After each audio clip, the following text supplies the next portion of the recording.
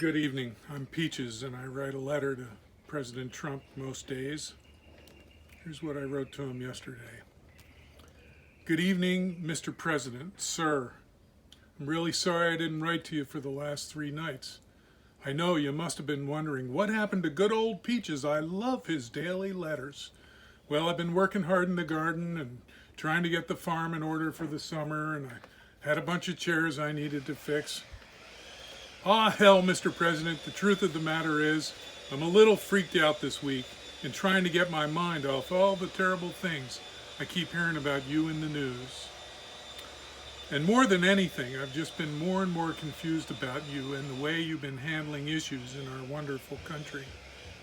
Remember when you pulled that great stunt a while back? You know, the one where you started hugging the American flag in front of everyone?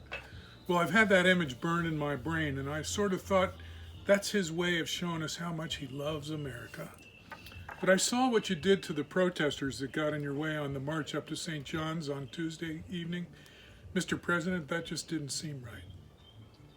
Now, don't you get mad at me, but those people were law-abiding citizens exercising one of the greatest privileges we have as Americans.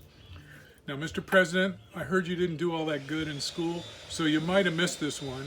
I myself didn't read it till about a year ago since I dropped out of high school. It's called the Bill of Rights. It's a profoundly beautiful document. You really should read it, Mr. President. It's full of all the really cool stuff that we Americans get to do that a lot of other countries don't allow their citizens to do. Like those Chinese you hate so much, and those Russians and North Koreans that you love so much. Their people go to prison if they try to do what all of us Americans are allowed to do any day of the week. Can you believe this? I bet you wish you could have locked up all those peaceful protesters. In particular, the First Amendment. Now, I know you must be familiar with the Second Amendment because those guys in the NRA have been real busy the last 4 years training you to support their agenda. But you should read the First Amendment. It's amazing. Here it is, Donald.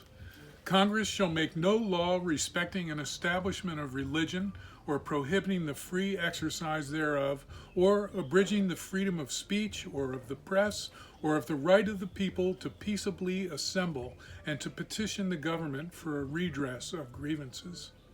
Now, I don't know if you understand what that says, but please let me know, and I can call you up and explain it to you in real simple language.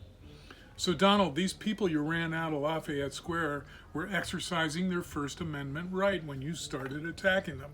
Holy shnikes, Mr. President, I think you might have broken the law by running them off to do your Bible waving thing in front of St. John's. Geez, I hope you don't get busted for that. And man, Donald, did you piss off those stuffy Episcopalians using their church as a film set and all? By the way, you gotta say something to Ivanka about carrying your props in a $1,500 handbag. My wise-ass sisters, Olive, said, Trump is sending the country to hell in Ivanka's handbag. Then another one of my wise-ass sisters, Pickles, said, fuck that, send Trump to hell in that handbag. They just talk about you like you're a child in a laughingstock, Mr. President.